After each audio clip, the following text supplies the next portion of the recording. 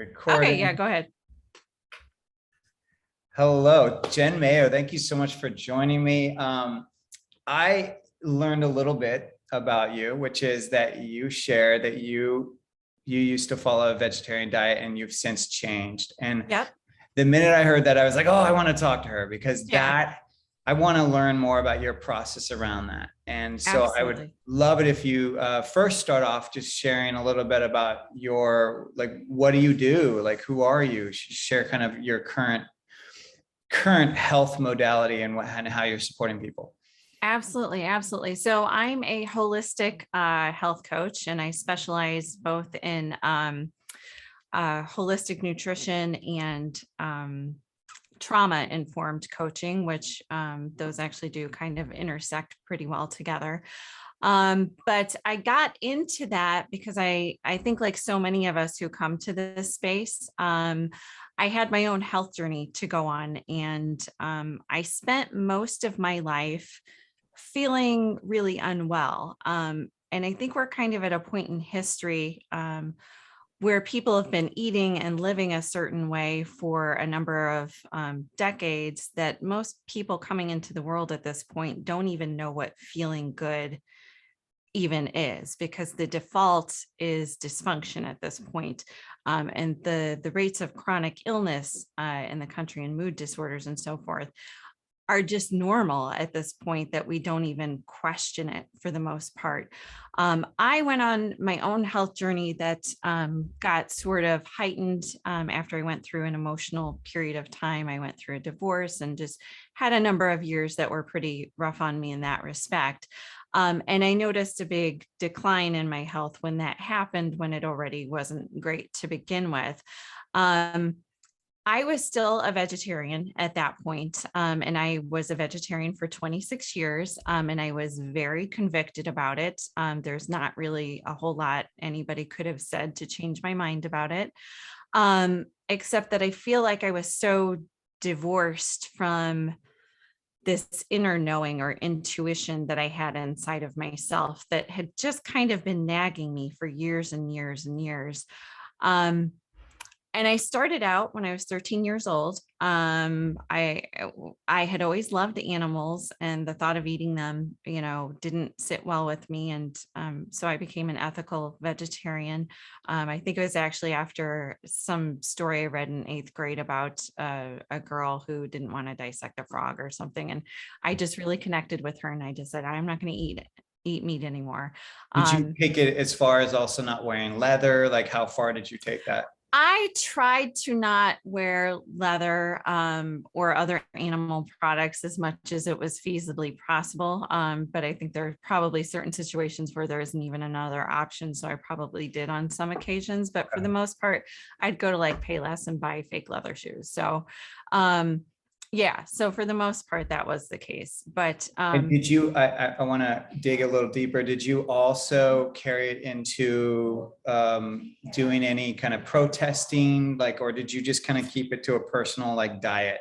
when I was young, I mean, like as a teenager, I was a card carrying member of PETA. So, um, yeah, I mean, I did get kind of activism-ish with it. I don't know that I really ever went to any protests or anything, but I've always been an advocate, maybe not necessarily in the animal rights arena in that realm at this point in time. And I'm sure we'll talk a little bit more about regenerative farming here in a bit, but that's kind of where I focus things now.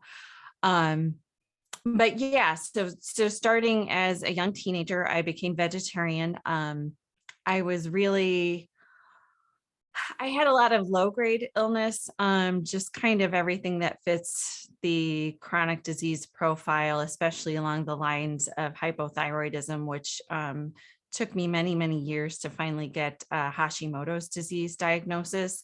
That's a longer story that involved my losing my insurance when I lost my husband's health insurance when we went through the divorce, and that ended up being the best thing that ever happened to my health, because I realized there was this great big box of tools outside of the insurance system that I didn't have access to before.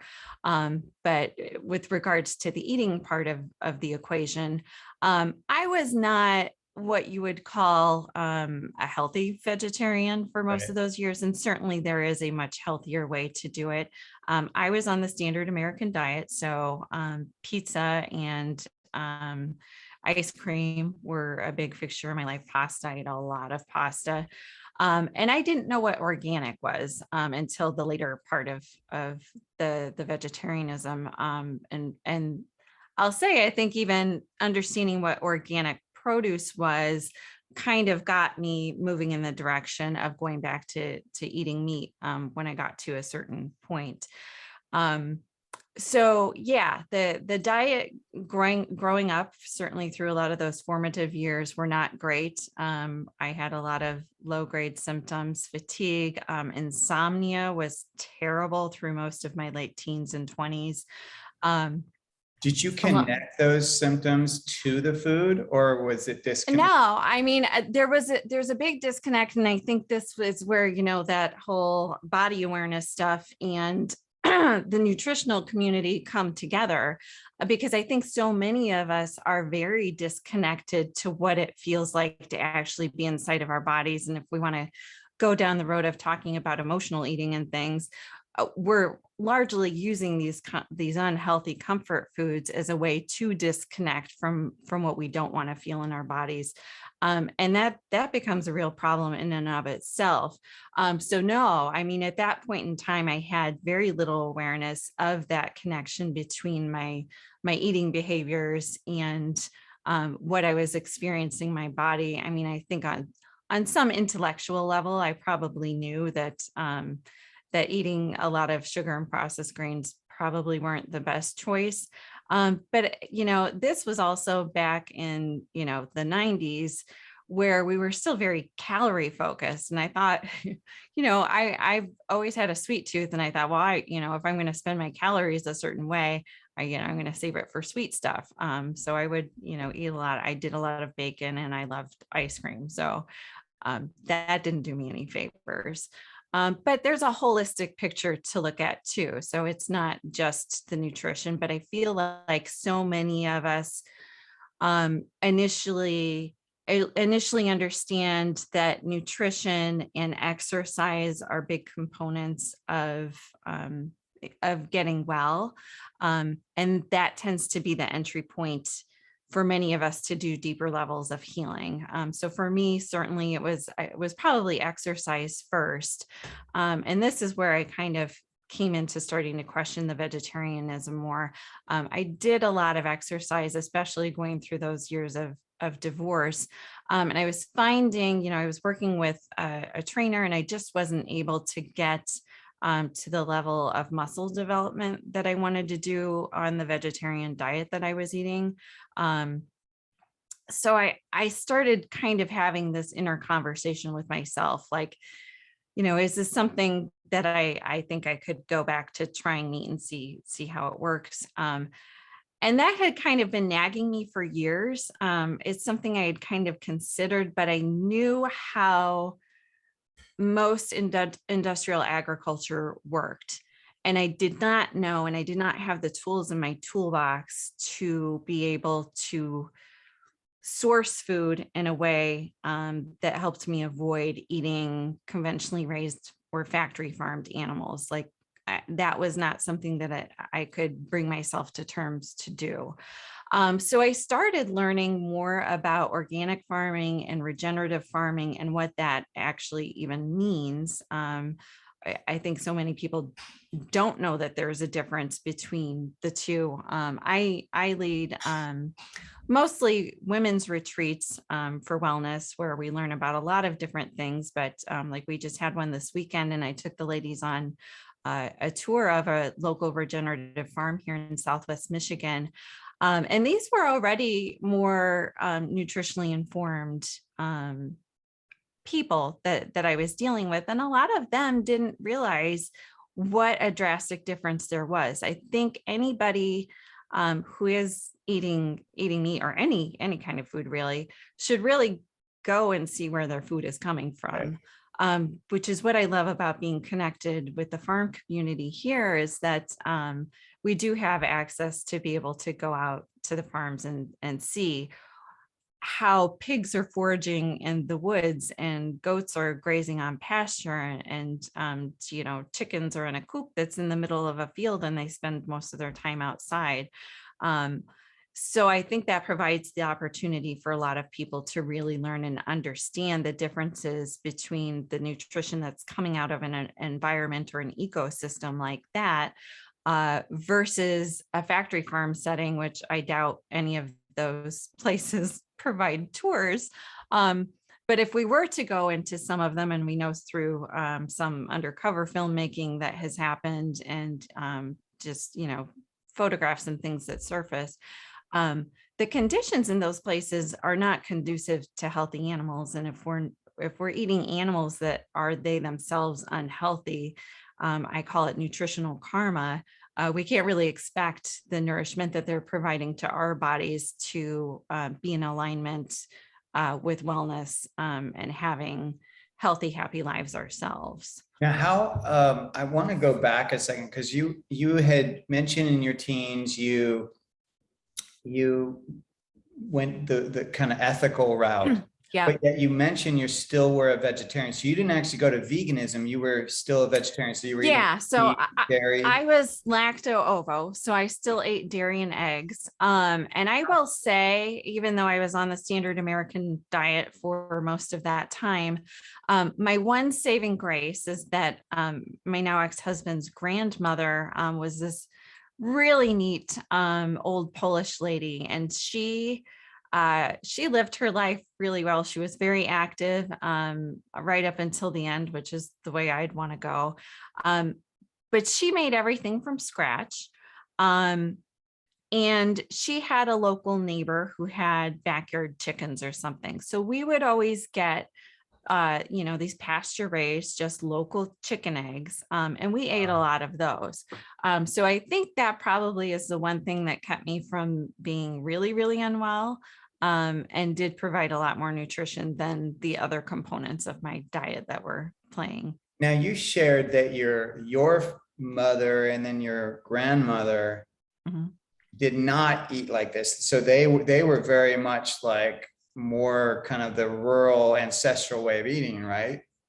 Right. So my great grandmother, God bless her, she's not with us anymore, but she passed at the age of 110. And her sister was either 111 or 112. They had a good run in the Guinness Book of World Records as the oldest living siblings for a period of time. And I think that's kind of the last generation we saw where people were eating much more consistently, a more traditional diet that was based on healthy fats. Her favorite food was actually fried chicken. And it's funny, this is kind of an ironic point. Kentucky Fried Chicken actually used to sponsor her birthday party at the nursing home, which I'm not promoting Kentucky Fried Chicken. And I think the version of fried chicken that she actually used to enjoy prior to living in a nursing home certainly did not come from the fast food industry. Right. But again, those people were using lard and butter and things, not these polyunsaturated oils that most people cook with nowadays. So she did.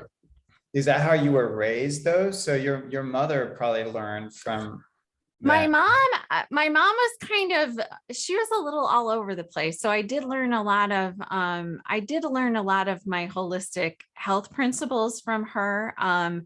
She loved butter. I think intuitively that is something. She never bought the margarine thing, right? When so many of us back in the 80s and 90s were being told that butter was unhealthy for you and you should be eating margarine instead.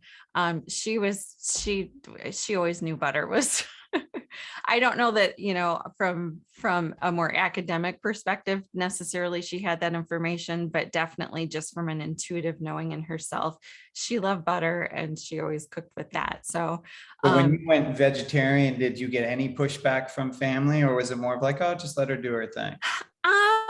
I think initially there was a little bit, and I know I had a grandfather who had advised my parents that he didn't think it was a good idea because he thought it was going to make me be anorexic or something, which I thought was ridiculous at the time. But now what we're seeing with the gut-brain connection is that even many of these eating disorders are very much related to brain health.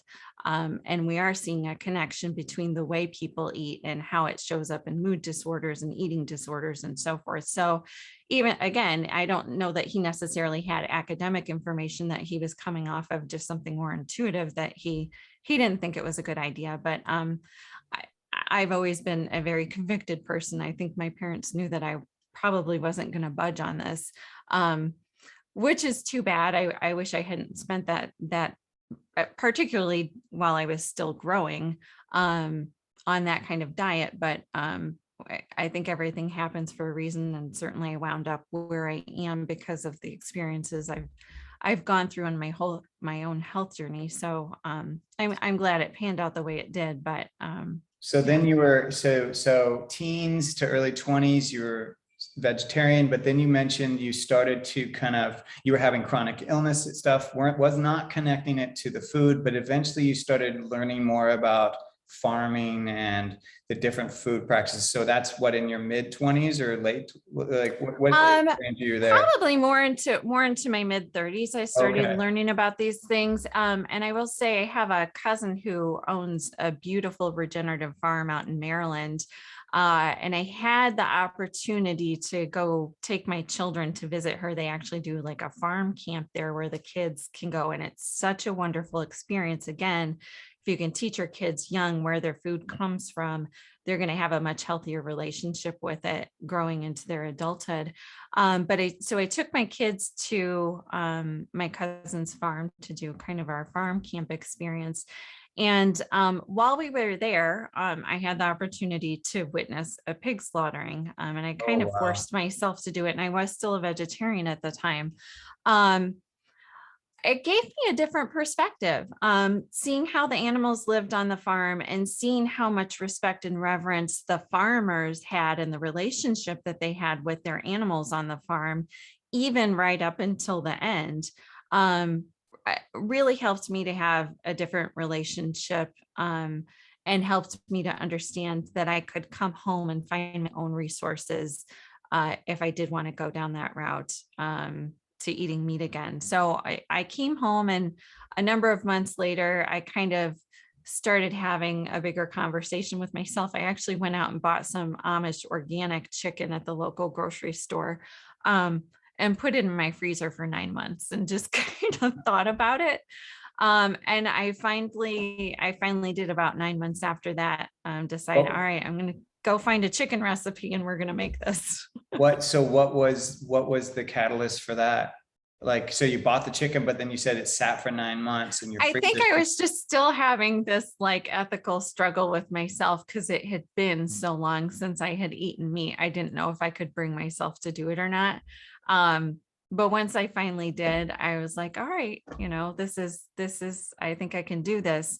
As long as I, again, keep networking with the right local food sources, to be able to find ethically raised meat, that wasn't pumped full of antibiotics or hormones or anything, so that I was protecting my own health as well. And that's when I finally found myself able to do it. And definitely in terms of my energy and my ability to kind of get my workout routine where I wanted it to go, definitely seemed to make a huge difference. And I'll say too, I'm not super well versed in, I don't know if you're familiar with the blood type diet, but I'm a type O, and that is one where they say that eating more meat is definitely advantageous to my own physiological makeup. So for you, the real shift towards moving to trying meat again and to going in that direction, it wasn't like a culmination of your health issues. It was truly just like the ethical learning of like the ethics, really just learning like, oh, there's another option around food. That's part of it. I mean, I think it was a combination of both. I mean, I had this internal intuition that was telling me I needed to eat meat again. So I was Okay. starting to have more body awareness about myself, and really tune into that. But at the same time, I knew that I needed to if I was going to go that route, I had to do it in a way that um, settled well with my own morality and reverence for animals and the earth that we live on. And at this point, you weren't studying nutrition at all yet. So you probably didn't even know about, hydrochloric acid and things like that, right? Right, right. I had not gotten that far down the journey at that point. So it was just simply making that shift from vegetarianism to a more healthy version of being a meat eater again. And do you remember how eating that chicken felt? How did that? I think there was an initially a little bit of confliction for me, but that it's funny because I had a few friends in my life who were like trying to take credit for like pushing me in that direction. Like my trainer was one of them, and um, so yeah, I remember being very deliberate about going on Pinterest and like trying to find a good recipe so I'd have a good experience the first time. And yeah, I mean it was good. And once I got to the end of that first meal, it felt right. Like it just again going back to that intuition and internal knowing, it felt like something moving forward that was going to work for me. Wow. So then did it kind of just steamroll from there, that you did the chicken, and did you start kind of slowly incorporating more meat products into your diet? I did. And it was not long after that that I really started studying Weston Price and getting involved with the Weston Price Foundation. And I ended up going to one of their conferences and learning a tremendous bit about that. Um, and I had read the GAPS diet book, and really the concepts there resonated with me, especially with regards to the brain gut connection, and just incorporating foods that are healing for our guts into our life. And definitely that was part of my symptomatic profile as well. So that really resonated with me, and just learning more and more about traditional diets in general, and why is it we've seen such a shift in the last less than 100 years towards all these chronic health and mood disorders that we weren't seeing, to that extent before. And making that connection and seeing, how is this not only affecting my body, but how is it affecting the way I would think, and my energy levels, and my sleep patterns and so forth.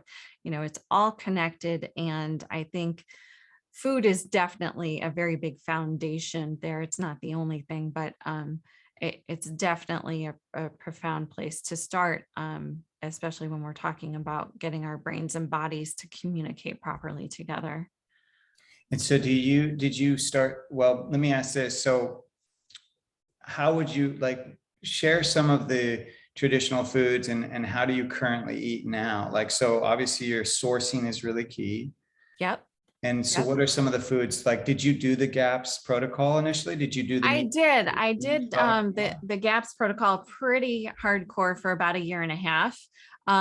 It wasn't the only thing that shifted my health, but definitely during that time, like my Hashimoto's thyroid antibodies went from being elevated to being normal. So I definitely attribute that to the big shift I made in food at that point in time. And it's not just the GAPS protocol necessarily, because just, I mean, and I always tell everybody, and this is the first place we start with my own clients that I work with, is just eat real food, right? When so many of us come off of a industrial processed food diet, I think veganism, especially wrongly, takes credit for things that it's not really being credited for.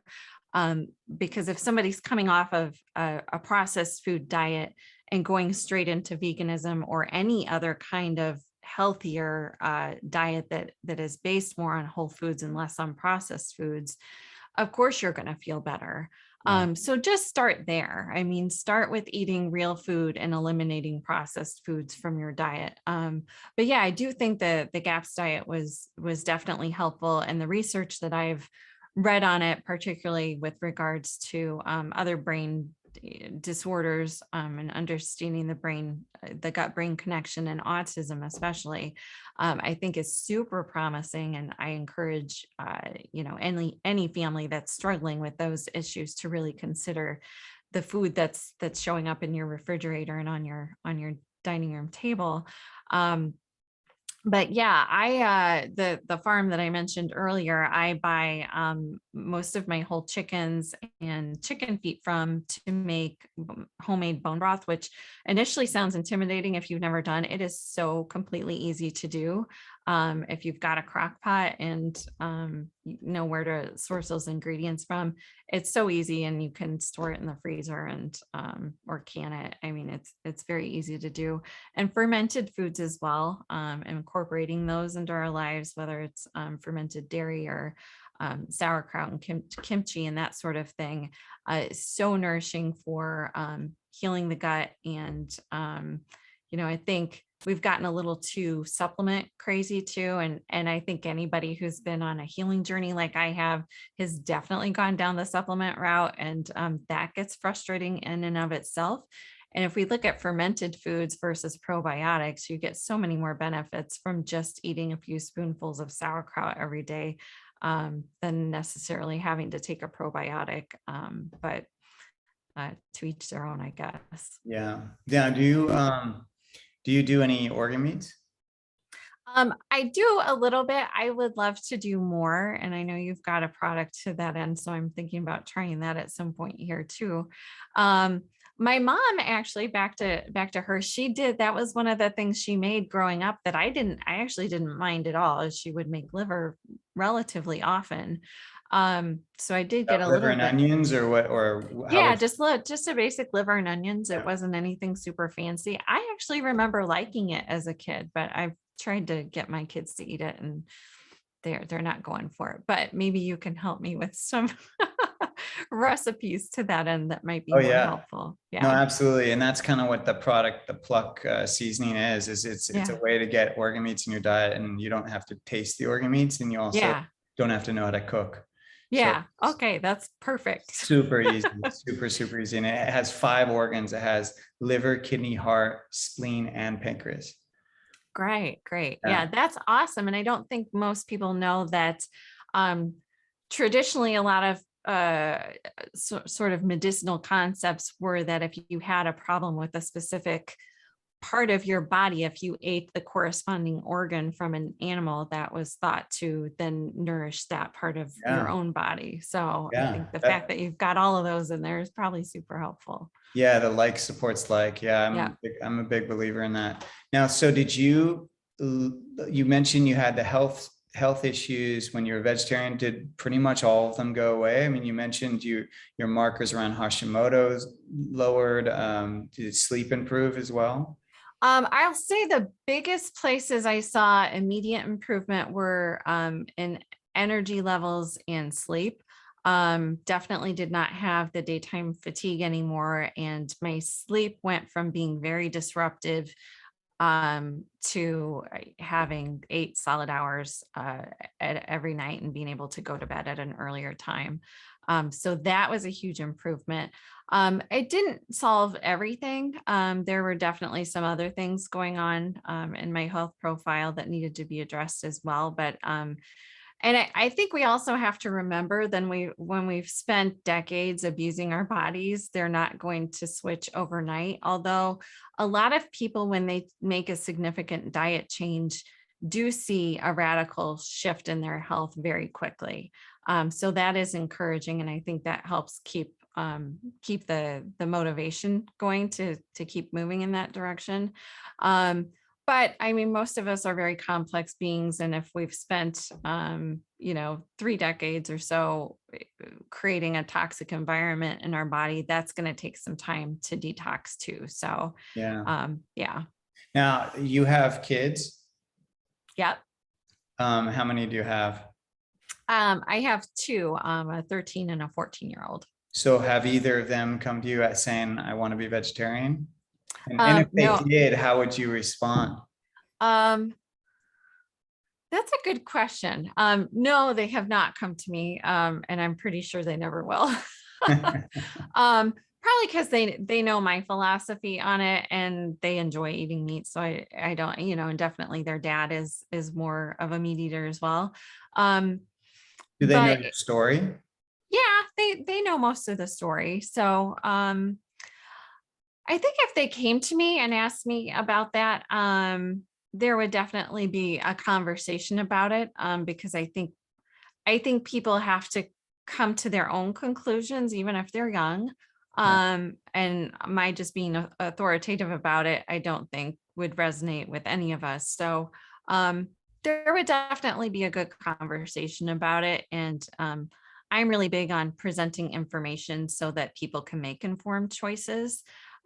So there would be some more of that, and hopefully that would lead them to their own conclusions.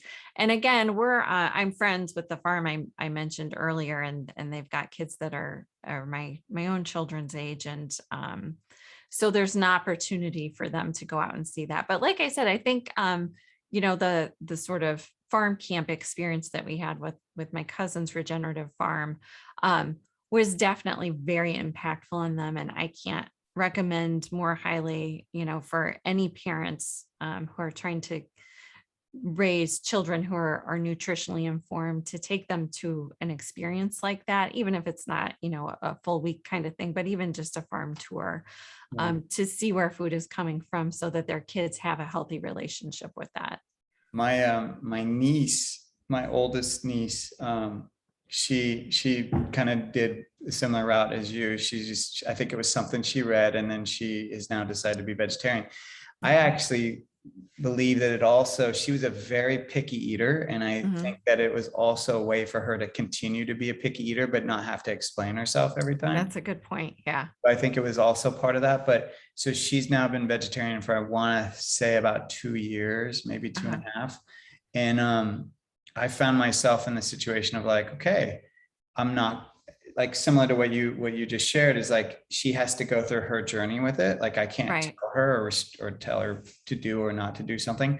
But all I asked of her is, I said, look, at one point you are probably going to consider changing to eating meat again. And when you do, will you please remember that your body may need support? That's all I ask, is that you reach Yeah, out for help. Because if you exactly. just go from, being vegetarian for 20 years and then starting to eat meat, your stomach is going to get really upset. You're going to have Mhm. cramps, and that you may then try to use that as a reason of why your body doesn't like meat. But I was like, Right. it actually is not true. It's just that your body is not working properly to digest meat. Exactly. So Exactly.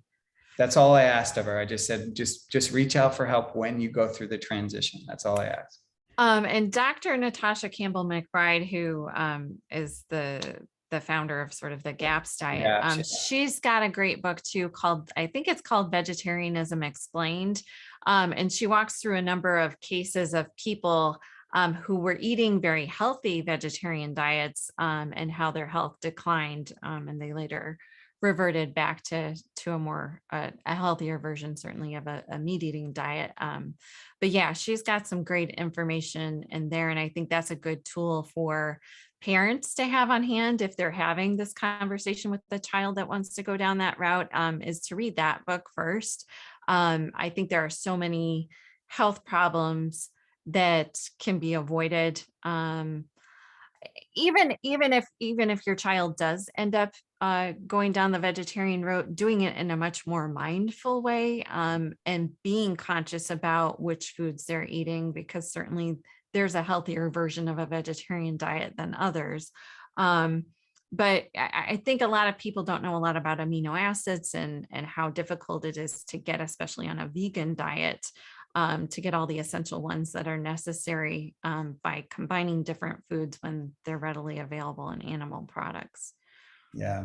Well, thank you so much for sharing your story. I think that this is ultimately what matters, is like, it's not it's not telling people how to eat, but it's just sharing, well, this is what worked for me. And then just giving people information to consider when they make their own choices. So I really appreciate you sharing your story. Absolutely. I couldn't agree more. Thank you for having me. One last question though, did Yeah. your mother ever share that her parent or her mother Grandmother. or Yeah. her grandmother, did she ever share, like, did anyone ever discuss like why they thought they lived so long? Did they ever attest it to anything specific?